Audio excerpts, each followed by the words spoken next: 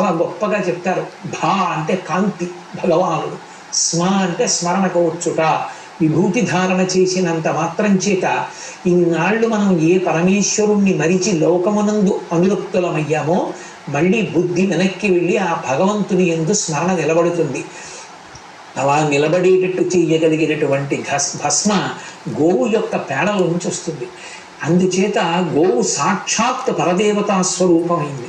ఒక చిన్న పిల్లవాడు కానీ, ఒక గృహిణి కానీ, ఏమీ చదువురాని వాడు కానీ ఎవరైనా సరే ఒక ఆవు దగ్గరికి వెళ్ళి నిమిరిన, ఆవుకొక్క అరటిపండు పెట్టిన, ఆవు గంగడోలు నిమిరిన, ఆవు యొక్క పేడ తీసి పరమ పవిత్రంగా భావన చేసి కించిత్ నాలుక మీద వేసుకున్న, గోమూత్రాన్ని శిరస్సున ప్రోక్షించుకున్న, ఆవు పాలు తాగిన, ఇదంతా పరదేవత యొక్క పూజ కిందకే వస్తుంది. అమ్మవారికి పెట్టిన నైవేద్యం అమ్మవారు పుచ్చుకుంటుందా అంటే పత్రం పుష్పం ఫలం తోయం యోమే భక్త్యా ప్రయుచ్చతి, భక్తితో ఇస్తేనే పుచ్చుకుంటుంది. ఆ పుచ్చుకున్నది కూడా ఏ మహాపురుషులో అయితే తప్ప లోపల ధ్యానంలో అనుభవించలేరు.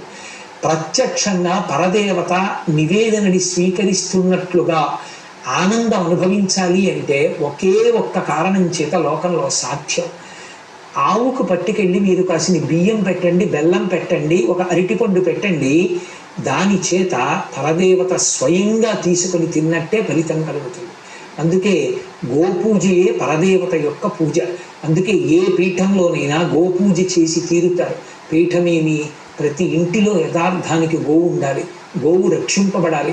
అందుకే విశ్వనాథ సత్యనారాయణ గారు సాధు గోమాత భరత భూ శ్వాసకోశ మరియు నద్దాని బంధింప నుడికిపోదే వటదలంబుల కనుమూయువాని కడుపు అంటారు. ఆ రావియాకు మీద పడుకునేటటువంటి వటపత్రఛాయి అయినటువంటి చిన్ని కృష్ణుడి కడుపు ఉడికిపోతుందిట. ఎప్పుడంటే సనాతన ధర్మమునకు ఆలవాలమై పరదేవతా స్వరూపమై 33 కోట్ల మంది తన రోమకోపముల యందు ఉండేటటువంటి సాధువైనటువంటి ఆ గోమాతని ఎవరైనా బంధించినా, చనకినా, చంపినా, దానికి ఏమైనా బాధ కల్పించినా లక్ష్మీదేవి విశేష ఆగ్రహాన్ని పొంది ఆ స్థానముల నుండి తొలగిపోతుంది. దేశానికి అరిష్టం. అందుకే గోవుని రక్షించుకోవడం మన కర్తవ్యం. అనాదిగా పీఠంలో ఈ గోపూజ జరుగుతూనే ఉంది.